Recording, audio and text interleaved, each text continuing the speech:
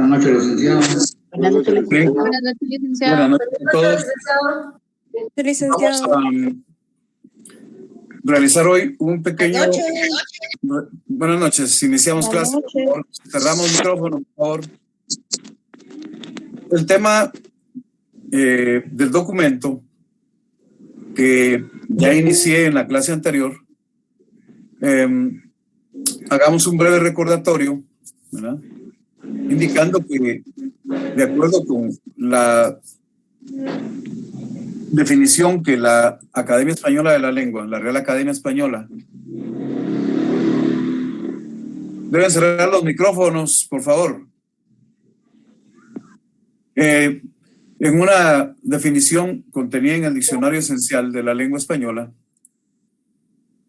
nos indica pues que el documento es un escrito en que constan datos que se tienen por fidedignos, es decir, que son ciertos, son verdaderos, ¿verdad?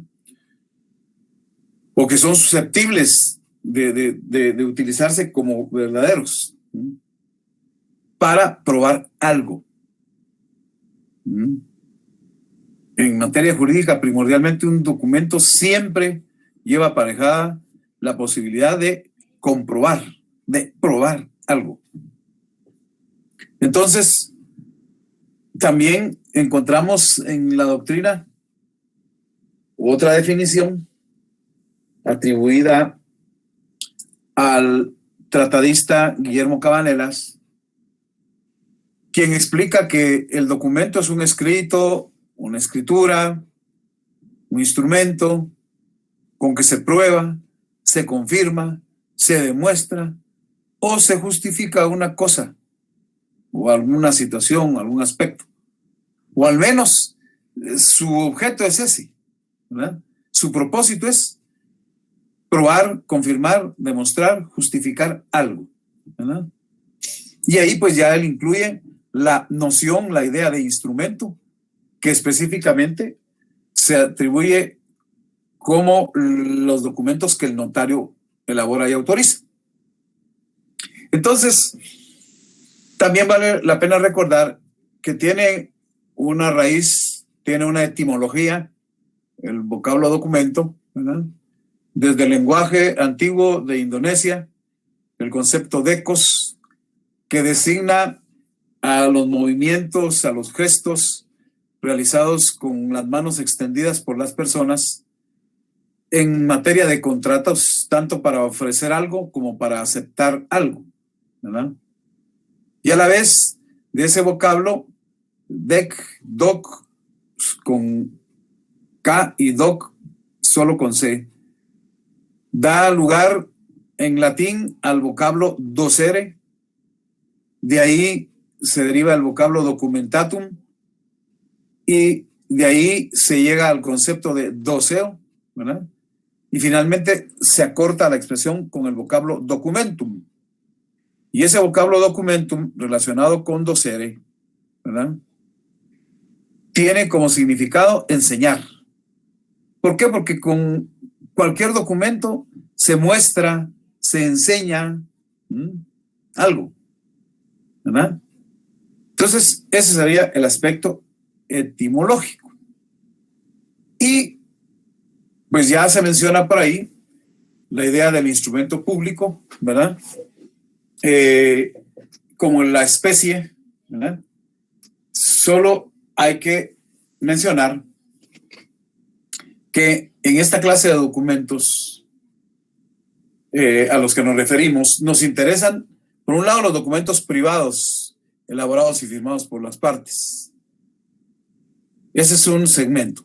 Y por otro lado, los documentos públicos elaborados y autorizados por los notarios, ¿verdad? Y también por funcionarios públicos, ¿verdad? Cabe reiterar que los documentos privados pueden ser sin firmas legalizadas, porque se entiende que los documentos privados son los particulares, ¿verdad? ¿Verdad? Son los particulares los que los realizan.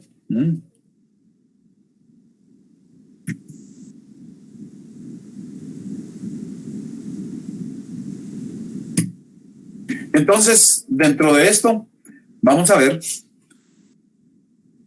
que precisamente la naturaleza más connotada del documento privado es que los elaboran y los sirven los particulares. Con el transcurso del tiempo ha ocurrido que a esos documentos privados, ¿verdad?, se les va a dar una certeza en cuanto a las firmas mediante el requerimiento a algún notario de que legalice las firmas. Pero ya dije que eso no convierte al documento privado en público. El documento sigue siendo privado, aunque se legalicen las firmas y aunque se protocolizara. Aunque se protocolizara el documento, sigue siendo privado. Y luego pues está el segmento de los documentos públicos que son no notariales, ¿verdad? ¿verdad? Y son también de carácter notarial. En general son elaborados y autorizados por funcionarios públicos o por notarios. Cuando son elaborados y autorizados por funcionarios públicos, son documentos públicos no notariales, ¿verdad? Ahí entrarían todas las resoluciones judiciales, entrarían todos los documentos emanados de los ministerios, de las direcciones, de las secretarías y toda la estructura administrativa. Y finalmente caemos a los documentos públicos notariales. Estos única y estrictamente son elaborados y autorizados por notarios y reciben el nombre específico de instrumentos públicos. Es un nombre específico.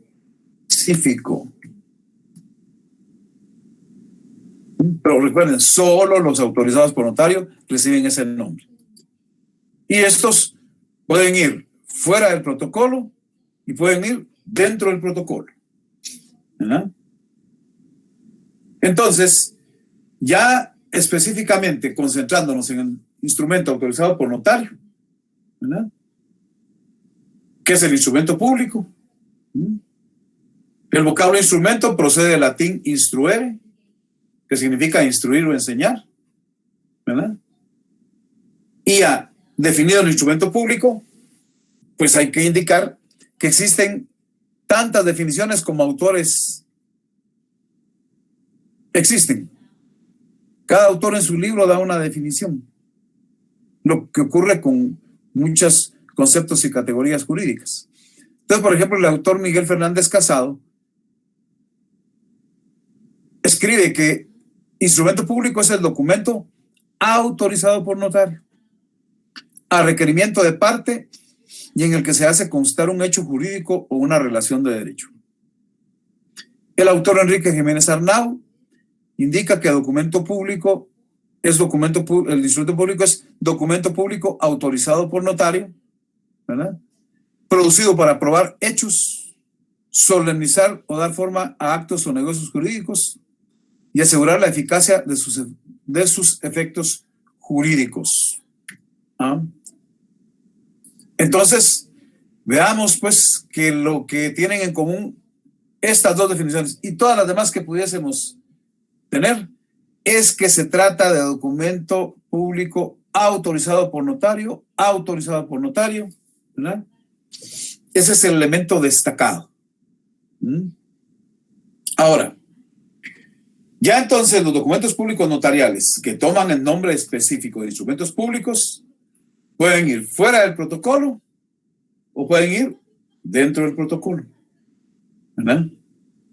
Los documentos que van fuera del protocolo también son denominados secundarios y van a ser sus especies las actas notariales, las actas de legalización de firmas y las actas de legalización de copias de documentos. Dentro del protocolo van los instrumentos que también son denominados principales y que los establece, los recoge el artículo 8 del Código de Notariado, ¿verdad? ese artículo recoge la idea de que el protocolo es la colección ordenada, agregándole que se produce por año, ¿verdad?, de escrituras matrices, de actas de protocolación, de razones de legalización de firmas y documentos que el notario registra conforme a la ley. En la clase pasada di una definición de cada uno de estos instrumentos. Di una definición de acta notarial, de legalización de firmas, de legalización de copias, de escrituras matrices, de actas de protocolación, de razones de legalización de firmas y el ejemplo de documento que el notario registra de conformidad con la ley. Esto, pues, como es un repaso, no lo volvemos a repetir, ¿verdad? Vale la pena decir que el instrumento público tiene como fines crear o dar forma a los negocios jurídicos. Ahí entra la función modeladora que realiza el notario. Un segundo fin o una segunda finalidad, probar un determinado hecho o la existencia de un acto. Una tercera finalidad del instrumento público, dar eficacia al negocio jurídico. Y una cuarta finalidad, proveerle certeza al hecho, ¿verdad?, o al acto que está plasmado en el instrumento público. Ahora bien, en la doctrina, pues los autores también se han ocupado de esos fines del instrumento público y, por ejemplo, Norberto Falvo se ocupa del aspecto puramente adjetivo. Entonces, dice que desde el punto de vista adjetivo, el instrumento público sirve para dar forma, tiene como fin darle forma al negocio jurídico. Y dos, para probar algo. Dos, otras finalidades, probar algo. Carlos Emérito González dice que son fines del instrumento público constituirse en prueba preconstituida, dar forma legal y dar eficacia al negocio jurídico, ¿verdad? Y Miguel Fernández Casado dice que el instrumento público tiene como fines perpetuar los hechos y las manifestaciones de voluntad, ¿verdad?, y servir de prueba en juicio y fuera de él, ¿verdad?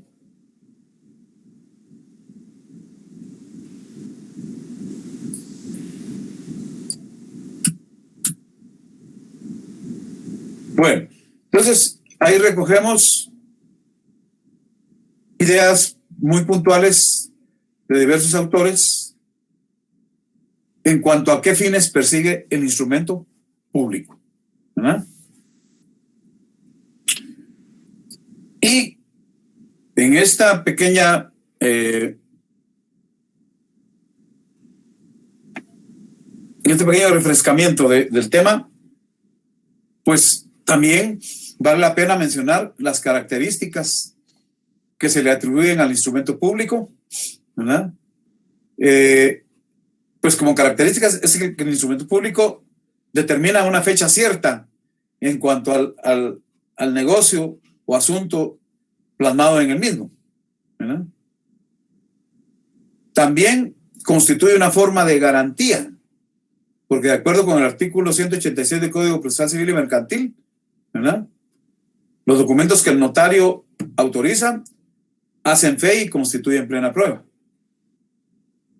También encontramos la credibilidad, ¿verdad?, la credibilidad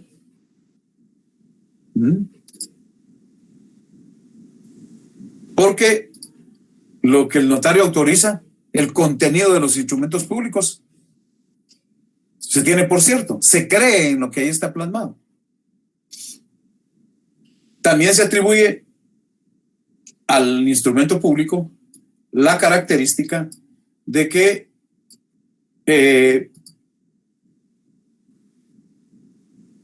genera o es su contenido firme, irrevocable e inapelable. Mientras no sea declarado nulo o falso, ¿verdad?, se mantiene firme, irrevocable e inapelable. Claro, si después de un procedimiento se demuestra que es nulo o falso el instrumento público, pues no hay más que tenerlo ya fuera del contexto de las relaciones jurídicas. Pero si no se demuestra eso, se mantiene su firmeza, irrevocabilidad e inapelabilidad. También, de acuerdo con los artículos 327 y 294 del Código Procesal Civil y Mercantil, se le atribuye ejecutoriedad al instrumento público. Sirve de título ejecutivo en los juicios de esa naturaleza. Y también de lo que se desprende de los artículos 23, 24, 25, ¿verdad?, y el 81 del Código Notarial, el instrumento público provee seguridad. Esa es otra característica. Seguridad. Y resulta en esta pequeña remembranza, en este recordatorio de este tema importante, la famosa teoría de la prueba preconstituida, ¿verdad? Significa que el instrumento público es una prueba escrita. Y esa prueba escrita, que es el instrumento público, se ha elaborado y se ha autorizado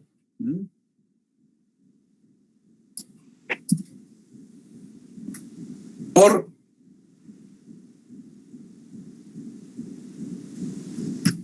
un notario, ¿verdad?,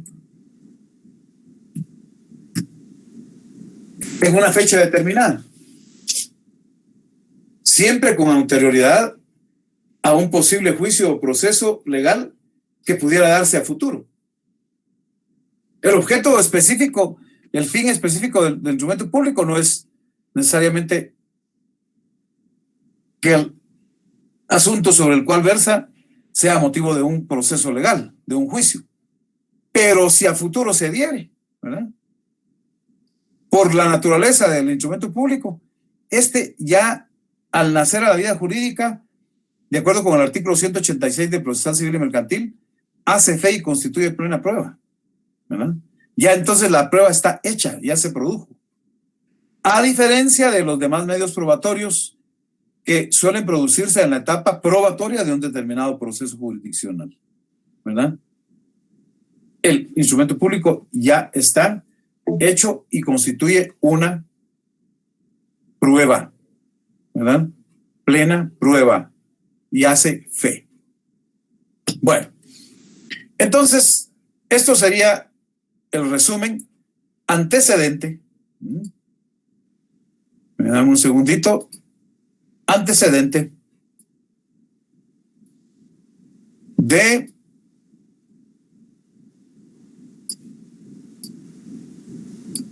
este otro tema que vamos a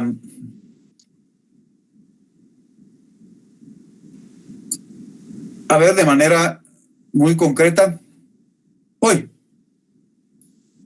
Y lo vamos a continuar desarrollando después de la Semana Santa, ¿verdad? Bueno. Entonces, ya teniendo el antecedente del instrumento público, ¿verdad? Ahora veamos un poco. Licenciado, ¿Sí? no se miraba su pantalla, disculpe. No, yo la interrumpí. Les dije que me dieran un momento.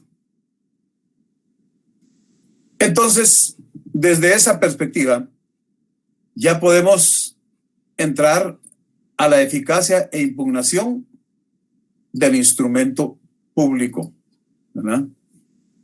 Esto ya es parte del tema 10 del programa, ¿verdad? Aunque el contenido del examen ya está definido, pues yo tengo que seguir avanzando en los temas, ¿verdad? Ya este tema no va a ser materia del examen, pero yo tengo que seguir avanzando y, como repito, lo vamos a desarrollar con más amplitud en algunas de las clases del mes de abril, ¿verdad? Entonces, ya está claro qué es el instrumento público, su definición, sus características, sus fines, su naturaleza, ¿verdad? Pero entonces el instrumento público tiene una eficacia. Y para eso tenemos que recordar que ya expliqué que el instrumento público tiene un valor formal y tiene un valor probatorio. El valor formal se refiere a que el instrumento público debe satisfacer todos los requisitos y formas externos que la ley establece. Eso significa que debe cumplir con todas las solemnidades, requisitos, formalidades esenciales y no esenciales que están reguladas en el Código de Notariado. Ese es su valor formal. Y su valor probatorio va a estar en torno a su contenido, a su fondo, a lo que es en sí el negocio contenido en el instrumento público, ¿verdad? Que ya vimos conforme al artículo 186, hacen fe y producen plena prueba. Entonces, desde esa óptica, el instrumento público debe tener una eficacia integral, lo que en sentido muy concreto significa que el instrumento público debe cumplir su eficacia en ambos sentidos, ¿verdad? Es decir, debe satisfacer su eficacia de forma referida a requisitos, a formalidades, pero también su eficacia de fondo, relacionada con el negocio, con el asunto sobre el que versa el instrumento público.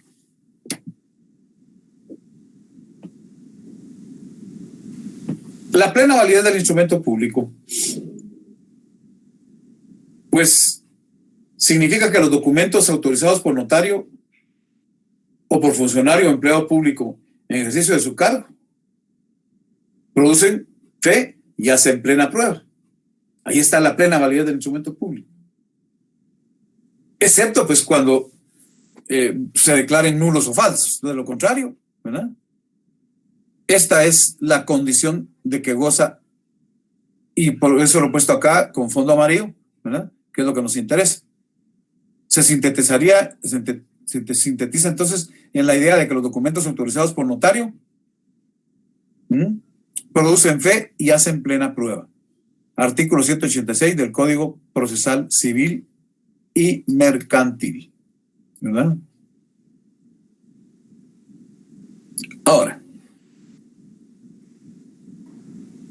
pese a la presunta eficacia y plena validez del instrumento público, pues aquí lo dice este último párrafo: salvo el derecho de las partes de redarguirlos de nulidad o falsedad. Bueno, entonces ahí viene la posibilidad de impugnación del instrumento público. Entendiendo como impugnación del instrumento público aquella situación, aquella circunstancia, al acto encaminado a combatir o a atacar jurídicamente la validez, ¿verdad? Y o ambas a la vez, validez y eficacia, atacar la validez y eficacia del instrumento público, ya sea por nulidad ¿verdad? O bien por falsedad. Cualquiera de las dos posibilidades. Entonces, ya inmersos en el contexto de la impugnación del instrumento público, vayamos con la nulidad. Ese concepto tiene varias acepciones. Por un lado, de la manera más general se denomina nulidad a la ineficacia de un acto jurídico como resultado de que el instrumento público donde está contenido ese acto jurídico no contiene las condiciones necesarias para ser válido, ya sea por motivo de forma o por motivo de fondo, ¿verdad? En otra acepción, la nulidad se entiende como un vicio que afecta un acto jurídico cuando el instrumento público que lo contiene, ¿verdad?,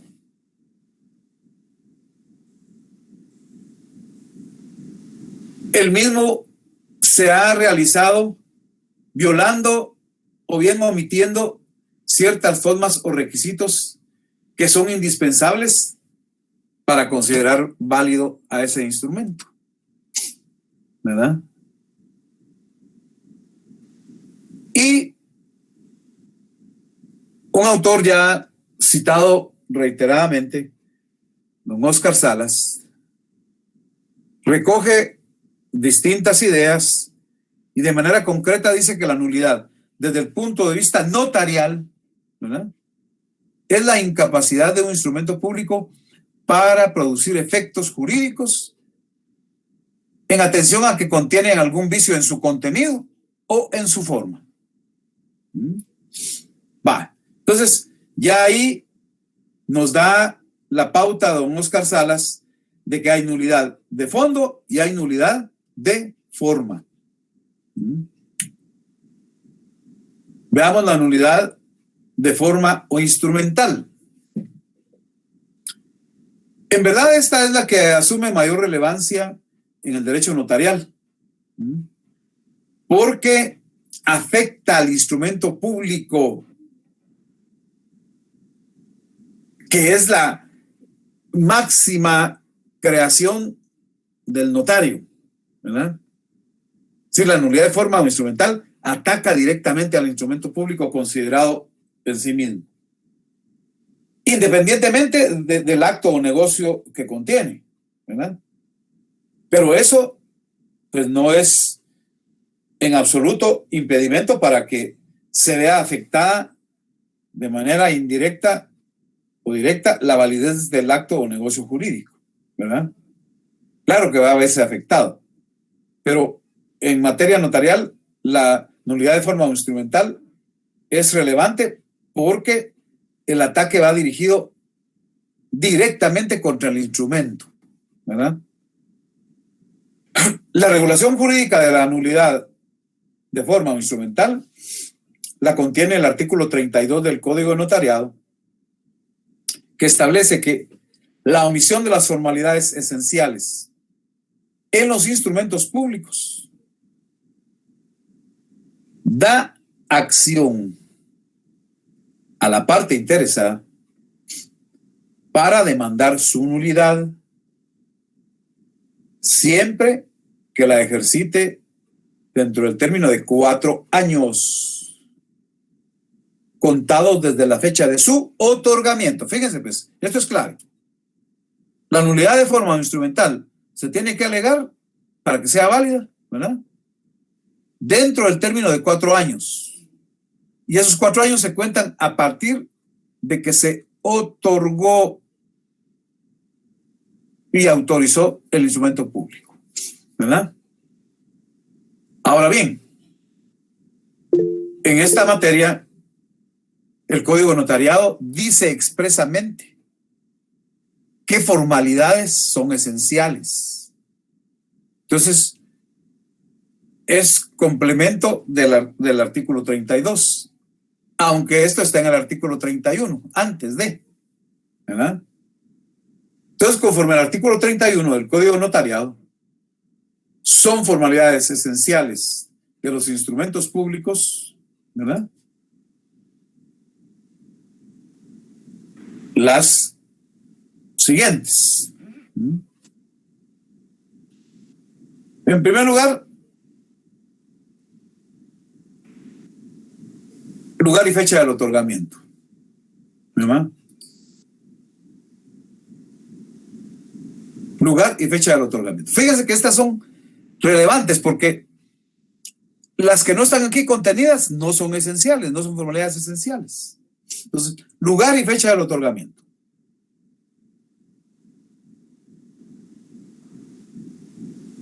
Luego,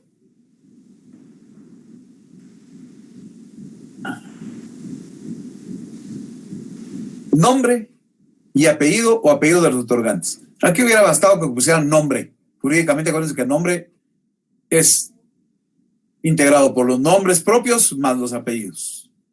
Pero así está, contemplado ahí. Este es el segundo requisito o formalidad esencial. Tercer requisito o formalidad esencial.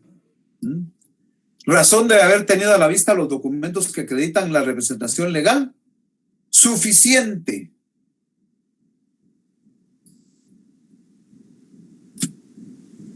Suficiente de que comparezca el nombre de otro. Ya vimos que hay casos en los que las personas se hacen representar por otras personas, ¿verdad? Por otras personas. Ese es tercer requisito esencial. Cuarta formalidad o requisito esencial. El notario tiene que expresar, el notario tiene que decir que cuando se presenta el caso, ¿verdad? Ha intervenido un intérprete porque alguno de los otorgantes ignora el español. Pero si no lo dice el notario, entonces omite una formalidad esencial y eso da lugar a la nulidad de forma. ¿Verdad? El quinto, ese es esencialísimo realmente.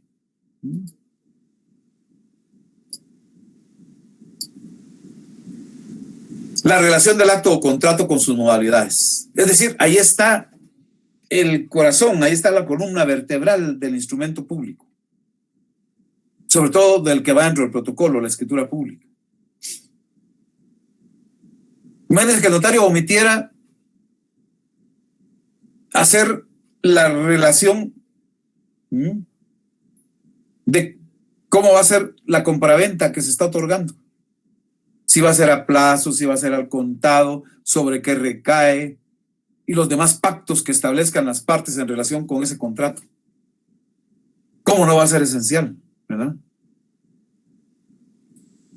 Y bueno, en señal de la aceptación, también es esencial que vayan las firmas de los otorgantes, de los que intervienen en el contrato.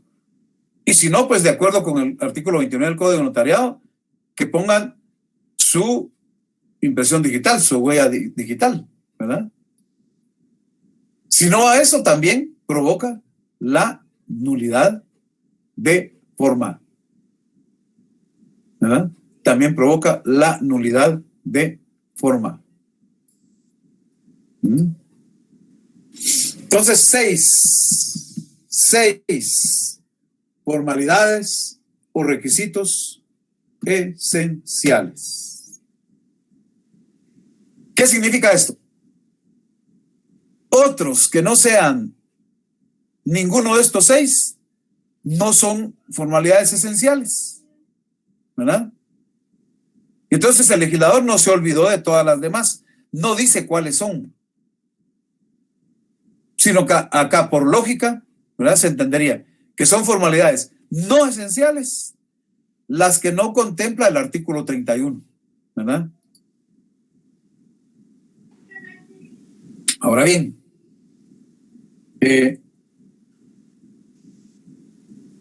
conforme al artículo 33 del Código Notariado, la omisión de formalidades que no se consideran esenciales únicamente provoca que el notario incurra en una multa de 5 a 50 quetzales, según el caso. Es lo único que dice ahí de las formalidades no esenciales. Pero como en la circunstancia desafortunada de declarar la nulidad de forma de un instrumento público, implica responsabilidad para el notario. Acuérdense que ya estudiamos la responsabilidad profesional del notario con la responsabilidad disciplinaria, la responsabilidad administrativa, la responsabilidad civil y la responsabilidad penal. Bueno, entonces aquí primordialmente está referido a la responsabilidad civil de daños y perjuicios que se podría plantear contra el notario, ¿verdad? Eso es lo primordial en este aspecto de la responsabilidad del notario. Podría atribuirse la responsabilidad por daños y perjuicios, es decir, indemnizar. Pero también se garantizó el derecho de defensa y debido proceso, ¿verdad?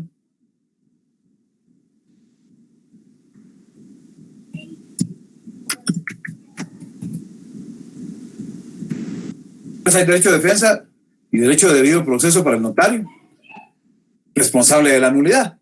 Y dice, en el artículo 35 del Código Notarial, para que proceda la responsabilidad civil de daños y perjuicios contra el notario por nulidad del instrumento público, es necesario que haya sido citado y oído en el juicio respectivo en lo concerniente a la causa de nulidad. O sea, no basta con que se diga, sí, el notario fue responsable, ¿verdad? Hay que acreditarlo, hay que demostrarlo. Y para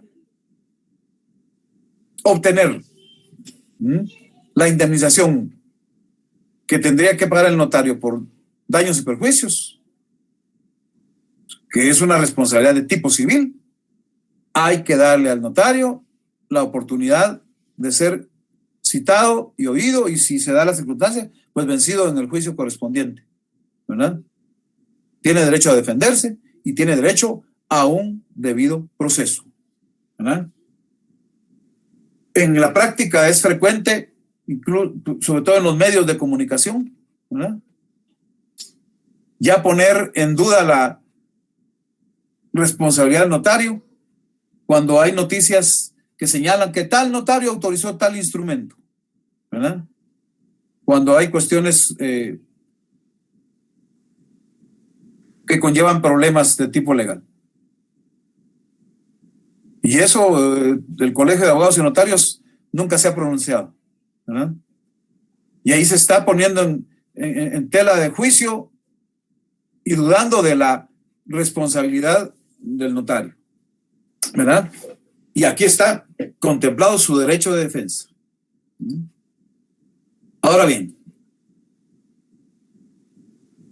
ya dijimos pues que de acuerdo al Código de Notariado en el artículo 33, cuando lo que se omite son formalidades no esenciales, ¿verdad?, únicamente se aplicará al notario una multa de 5 a 50 quetzales, según el caso.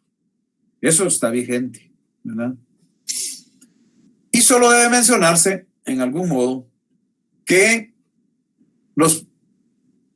la impugnación de los instrumentos públicos está sujeto a 3 principios: la excepcionalidad, la finalidad y la subsanabilidad, ¿verdad? Estos los dejo pendientes. Como les digo, vamos a desarrollar el tema de manera más profunda después de la Semana Santa, porque hay que explicar bastantes cosas de cada uno de estos principios. Solo los dejo ahí enumerados. Y para que teniendo fresco qué es la nulidad de forma, veamos la nulidad de fondo. La nulidad de fondo se produce cuando un negocio jurídico que está plasmado en un instrumento público, ¿no?,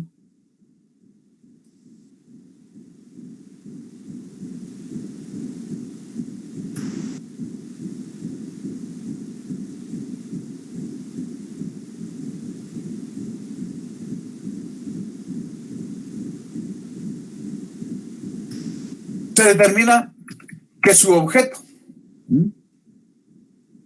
es contrario al orden público o viola leyes prohibitivas expresas, o cuando hay ausencia de requisitos esenciales para su existencia. Pero esto ya es conforme al Código Civil, ¿verdad? Conforme al Código Civil. Entonces, en materia de obligaciones, ustedes ya ganaron su Derecho Civil 3. Ya ganaron, pues, su curso de Derecho de Obligaciones. Entonces, los aspectos que deben estar presentes para que un negocio jurídico sea válido, y que ahí, pues, les reitero, ya ustedes lo estudiaron, ¿verdad? El artículo 1301 considera esenciales, ¿verdad?, 3 requisitos: la capacidad legal del sujeto, ¿verdad?, la forma en que se otorga el consentimiento y el carácter lícito del objeto del negocio. Aquí yo me quedo con eso porque, repito, ustedes ya deben manejar esos contenidos que estudiaron en un curso que ya ganaron, ¿verdad?, Derecho Civil 3. Entonces, de acuerdo al artículo 1301, esos 3 son requisitos esenciales, ¿verdad?, de un negocio jurídico. Es decir, ya eso es el fondo del instrumento público. Ahora bien, eso es en cuanto a la nulidad de fondo, ¿verdad? Ya vimos la nulidad también de forma, ¿verdad? Ahora veríamos lo que constituye falsedad. La falsedad consiste en la falta de veracidad, en la falta de verdad, en la falta de autenticidad, ¿verdad?, como consecuencia de que las palabras, las ideas y las cosas que se dicen en un instrumento público son incongruentes, no tienen lógica. Eso es una acepción, ¿verdad? Entonces, falta de verdad, autenticidad, ¿verdad?, incongruencia o falta de lógica entre las palabras, las ideas y las cosas expresadas en un documento público. ¿Ah? También la falsedad puede consistir en la mutación, supresión, ocultación o desfiguración de la verdad y la realidad, el contenido de un instrumento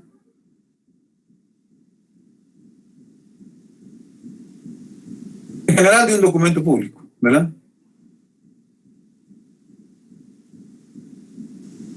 Incluido el instrumento público, que es el documento notarial, ¿verdad? Lo cual entonces da lugar a 2 tipos de falsedad. Incluso aquí le vamos a cambiar el orden a esto. Ahorita les explico por qué, ¿verdad?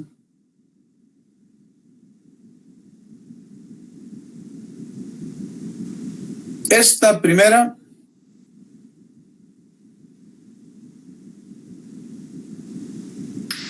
sería la falsedad material.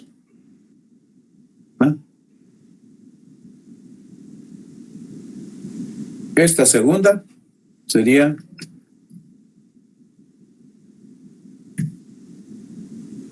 falsedad ideológica.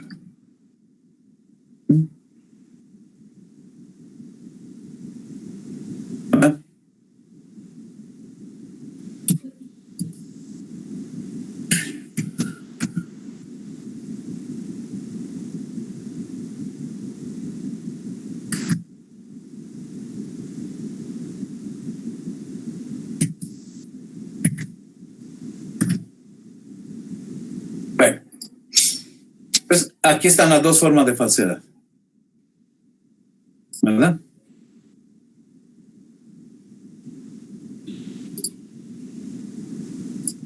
La falsedad material y la falsedad ideológica.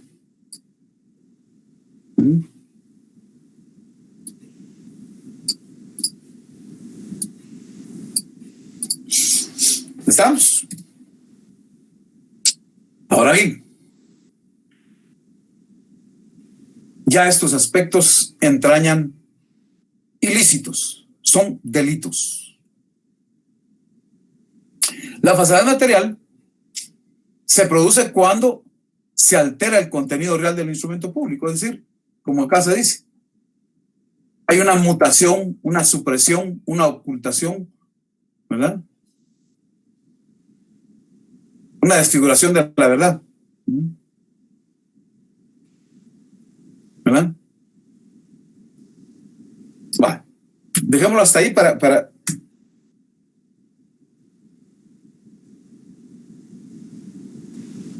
entrar ahora ya de lleno con cada una de esas formas, ¿verdad?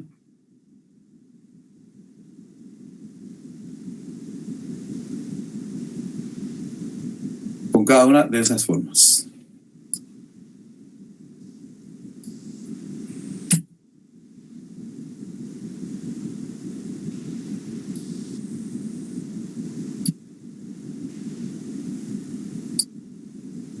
Entonces las clases de falsedad son material e ideológica. Falsedad material se produce cuando se altera el contenido real del instrumento público.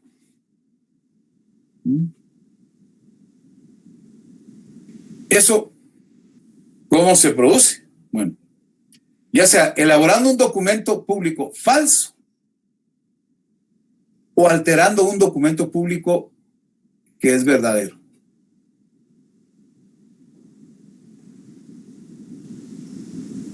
Cuando se elabora un documento público falso, desde su inicio el instrumento público ya va con la intención de crear algo que no va pegado a la realidad.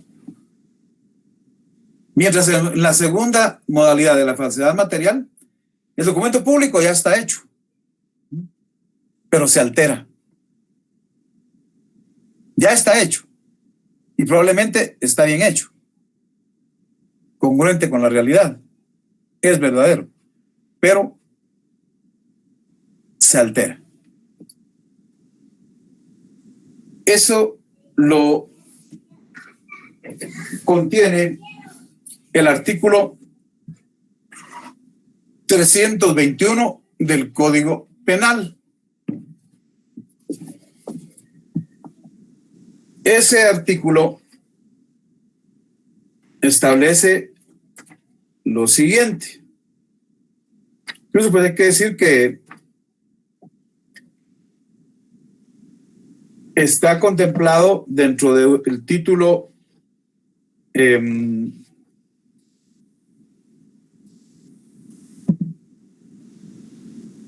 del capítulo segundo, ¿verdad? Del título octavo del Código Penal. El título octavo se denomina de los delitos contra la fe pública y el patrimonio nacional.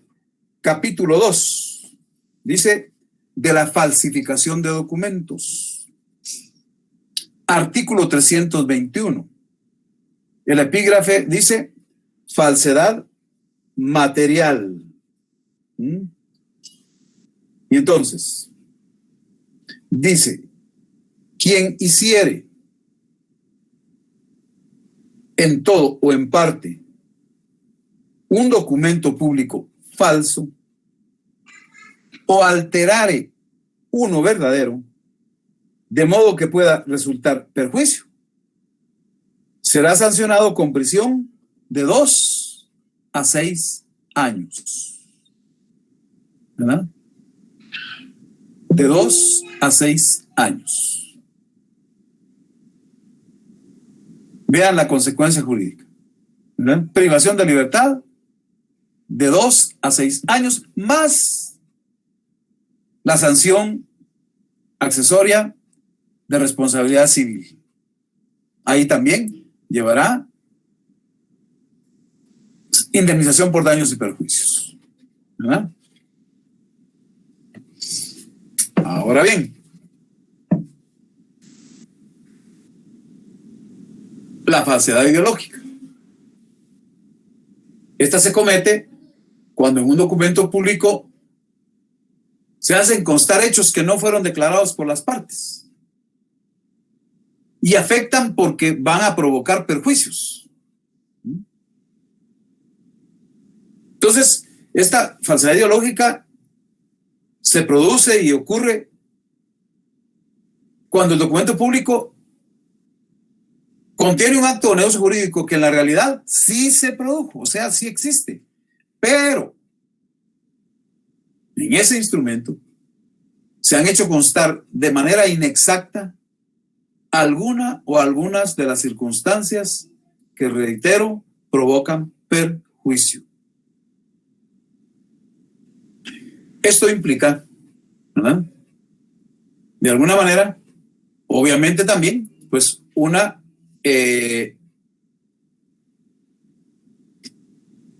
situación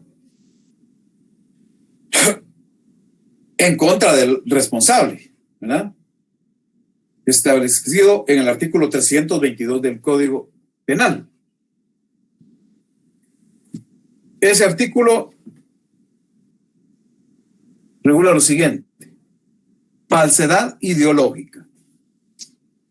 Quien con motivo del otorgamiento, autorización o formalización de un documento público insertare o hiciere insertar declaraciones falsas concernientes a un hecho que el documento deba probar, de modo que pueda resultar perjuicio, será sancionado con prisión de 2 a 6 años. A lo que también se agrega la pena accesoria de indemnización por probables daños y o perjuicios, ¿verdad? Entonces, ahí tenemos la regulación de los dos tipos de falsedad. Son delitos, ¿verdad? Falsedad material y falsedad ideológica, cada una con su contenido, sus características, su forma de sanción muy específica, ¿verdad? Bien, repito, el tema de la impugnación, eficacia e impugnación del instrumento público, lo retomaremos después de la Semana Santa para completar aspectos que hoy no daría tiempo a desarrollar, porque aunque aparecen ahí como complemento de la nulidad de forma, son un poco extensos y hay que explicarlo incluso con ejemplos, ¿verdad? Y en algún momento con alguna fundamentación en alguna norma jurídica. Muy bien, entonces quedo a disposición para que presenten preguntas y dudas del contenido específico de esta primera parte de la impugnación, de la eficacia e impugnación del instrumento público. Repito, esto lo vamos a completar después de Semana Santa, donde también habrá ocasión de preguntas, ¿verdad? Bueno, Chelik, Sí, diga. con bueno, me surgen dos dudas con respecto al derecho de defensa del notario. Sí. Pues obviamente pues suena lógico y suena en cuestiones de derecho, ¿verdad? Estamos en un estado de derecho que eso es lo correcto. Pero me surge la duda, digamos, si un documento ya fue impugnado y se le dio nulidad, fue declarado nulo por los aspectos formales, automáticamente hay un juez que ya está dictando que ese documento le faltaban los elementos esenciales. Entonces, suena como que tenemos que juzgar la misma cosa dos veces. No. Eso no es así, ¿verdad? Es que dentro del mismo proceso, el notario va a intervenir, ¿verdad? A él le van a dar audiencia, pues. ¿verdad? Por favor, entiendan, ya lo he dicho muchas veces, aquí solo por cuestiones de orden didáctico, ¿verdad? Vamos viendo cada cosa por separado, ¿verdad? Vamos viendo cada aspecto por separado, ¿verdad? O sea, pues para irlo explicando por segmentos, ¿verdad? Pero procesalmente, ustedes ya están estudiando, bueno, ya estudiaron teoría del proceso y ya están estudiando derecho procesal civil, ¿verdad? Entonces, acá lo que se quiere dar a entender es que el notario en su oportunidad procesal va a alegar, ¿verdad? O puede alegar su inocencia, ¿verdad? ¿Me entiende? Lo que ocurre es que aquí se puede incluso a veces derivarse un asunto penal de un asunto civil. Esto seguramente ustedes ya lo estudiaron o lo van a estudiar, ¿verdad? Un asunto civil no es la sede lógica para ventilar asuntos de responsabilidad notarial que pudieran entrañar algún ilícito, ¿verdad? Porque si se fuera a un proceso penal, ya sería estrictamente para el tema de responsabilidad del notario, para deducir la responsabilidad, ¿verdad? Mientras que en el aspecto eminentemente civil, ¿verdad? Lo que se estaría resolviendo, y usted lo ha dicho bien, es la situación de omisión de requisitos esenciales, ¿verdad? Pero dentro de ese mismo proceso, el notario podría intervenir, se le corre audiencia, por supuesto, ¿verdad? Para que exponga lo concerniente a cuál fue su actuación, ¿verdad? Entonces, no es que se esté juzgando dos veces un mismo asunto. Se entendería juzgar dos veces que fuera otro proceso civil o que dos veces fuera en un proceso penal. Ya me quedó claro, o sea que pues, previo a declararse nulo el documento le van a dar la audiencia. Le corren audiencia al notario.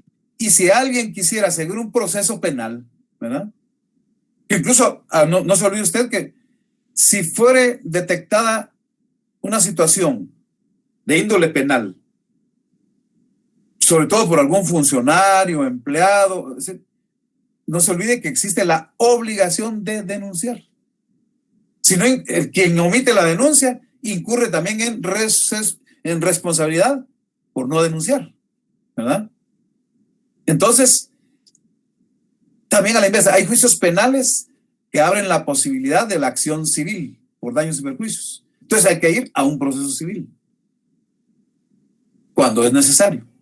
Y hay asuntos de orden civil o mercantil o de otra índole que en el momento de que alguien quiera accionar penalmente, ¿verdad? Entonces no hay impedimento para que eso ocurra, ¿verdad? Entonces no es duplicar la naturaleza de un proceso, sino que seguir acciones distintas provocadas por un mismo instrumento público, pero ya con carácter civil o ya con carácter penal primordialmente. De pronto alguien incluso podría señalar alguna responsabilidad administrativa, ¿verdad? ¿Con eso le queda el panorama, compañero? Y porque el notario, pues dentro del proceso correspondiente, va a poder apersonarse y se le va a correr audiencia, ¿verdad? Sí, yo creo que está bien claro. Solo otra duda. Ajá. Con respecto a la falsedad. Sí. Usted, bueno, me imagino que, bueno, no sé si, precisamente por eso la duda, ¿verdad? Porque usted hace mención de la falsedad en los instrumentos públicos.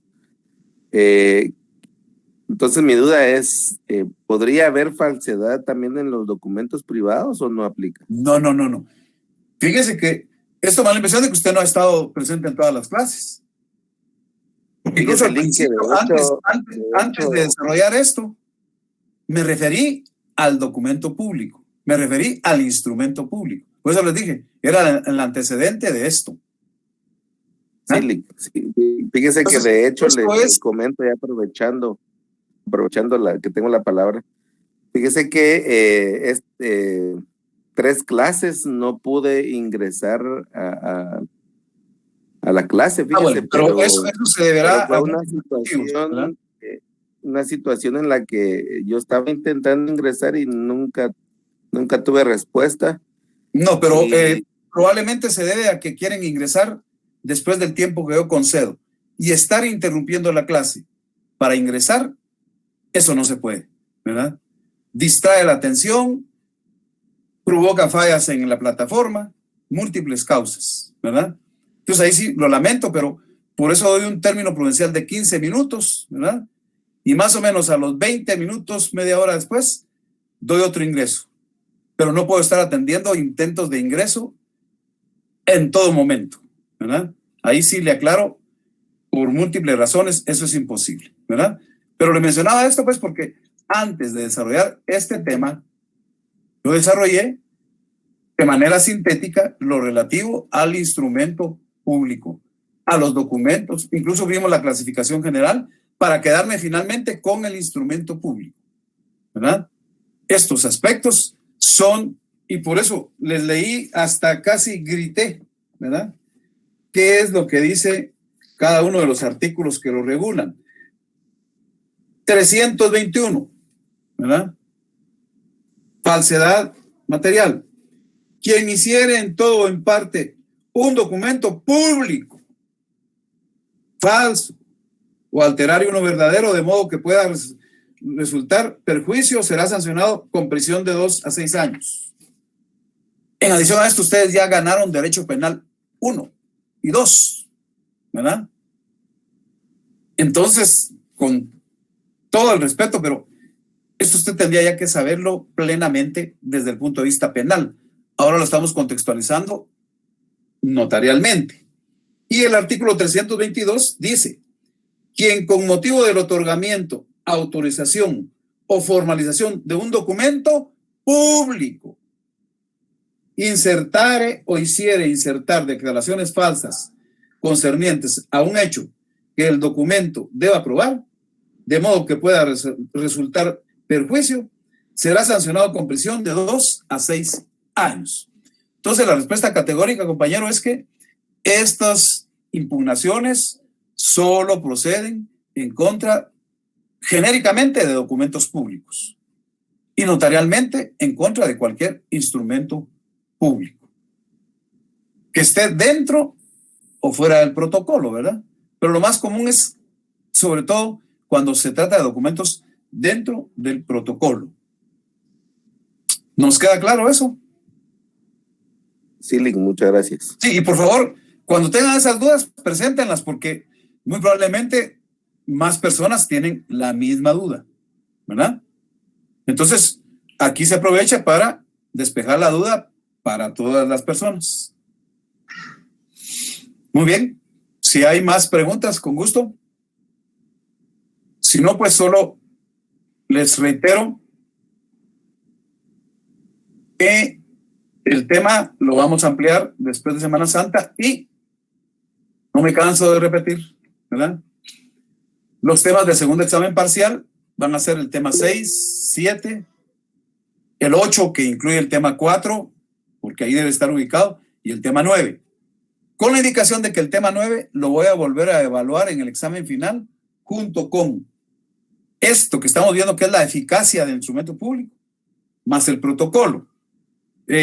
Aclaro que yo tengo que seguir el desarrollo de los temas, aunque ya vayamos agotando los temas de cada examen, ¿verdad? Es decir, no me puedo detener a esperar que sea el segundo examen para darle seguimiento a los temas. Si no, no nos alcanzaría el semestre. Entonces, de los temas ya desarrollados, todos, ¿verdad? Se evalúan en el segundo parcial el tema 6, que es la fe pública. Capítulo 9 del libro, páginas de la 87 a la 96. Tema 7, la relación notarial. Capítulo 10 del libro, páginas de la 97 a la 104. Tema 8, que incluye el tema 4, porque es la responsabilidad disciplinaria, ¿verdad? Y aquí el tema 8 nos está hablando de la responsabilidad profesional del notario. Ahí tiene que ir. Entonces, esta consta en los capítulos 7. En el capítulo 7, se los voy a poner aquí, más claro.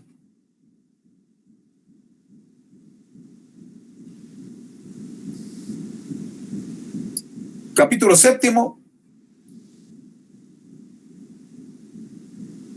páginas de las 63 a las 69. Y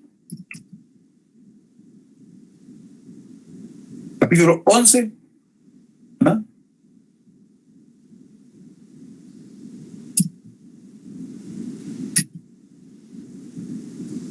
Páginas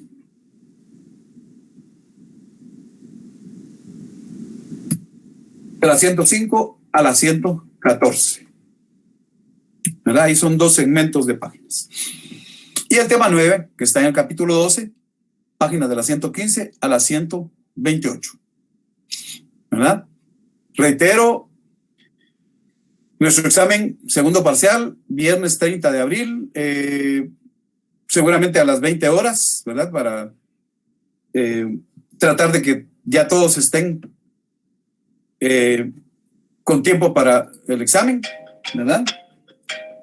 Y de alguna manera señalar que vamos a desarrollar en esas semanas de abril, ¿verdad? Unas 2 sesiones de repaso, como lo hicimos con el primer parcial. ¿De acuerdo? ¿Alguna cuestión adicional, compañeros? Bueno, si no hubiere algo adicional, pues les deseo una Semana Santa tranquila, descansen algo, también estudien en algún tiempo, ¿verdad? Y nos vemos el próximo martes 6 de abril. ¿De acuerdo? Gracias. Feliz noche. Feliz noche.